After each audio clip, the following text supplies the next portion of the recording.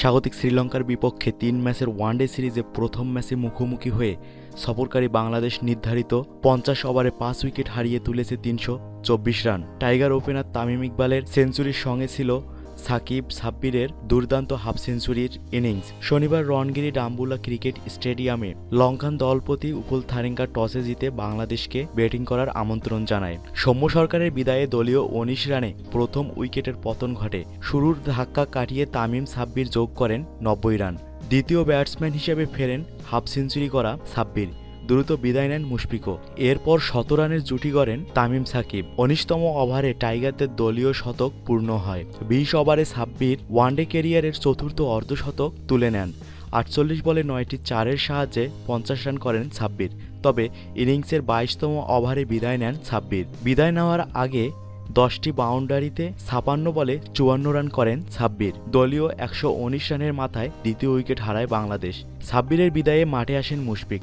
সান্দাকানের করা ২৩তম ওভারে বলারের হাতেই ক্যাচ তুলে ফেরেন তিনি। সাজঘরে ফেরার আগে তার ব্যাট থেকে আসে মাত্র ১ রান।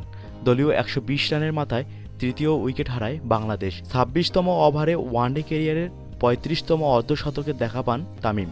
পরে সেটি ক্যারিয়ারের ৮ম শতকের রূপ নেয়। তিনি ৫০ ছুঁয়েছেন ৭৫ বলে, তাতে ছিল ৬টি চারের মার। শতক ছুঁয়েছেন ১২৭ বলে, ১২টি চারের সাহায্যে। দলীয় ১২০ রানের মাথায় তৃতীয় উইকেট হারায় বাংলাদেশ।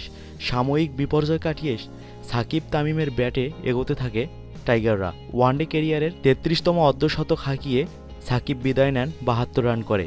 ৭১ বলে ৪টি চার ও একটি ছক্কা হাঁকান সাকিব। দলীয় ২৬৪ রানের মাথায় বাংলাদেশ চতুর্থ উইকেট হারায়। তামিম সাকিবের জুটি থেকে আসে ১৪৪ রান। ওয়ানডে ক্যারিয়ারের ৮ম অর্ধশতক হাঁকিয়ে ১২৭ রানে বিদায় নেন তামিমও। কুমারার বলে ইনিংসের ৪৮তম ওভারে আউট হয়ে যান তামিম। ১৪২ বলে ১৫টি চারের পাশাপাশি তামিমের ইনিংসে ছিল একটি ছক্কার মার। দলীয় ১৮৯ রানের মাথায় টাইগারদের পঞ্চম ব্যাটসম্যান হয়ে ফেরেন তামিম। মাহমুদুল্লাহ রিয়াদ ৭ বলে একটি ছক্কায় ১৩ রান করে অপরাজিত থাকেন। শেষ সময়ে ব্যাটে ঝড় তোলেন মোসাদ্দেক হোসেন। ৯ বলে ৩টি চার ও একটি ছক্কায় ২৪ রান করে অপরাজিত থাকেন।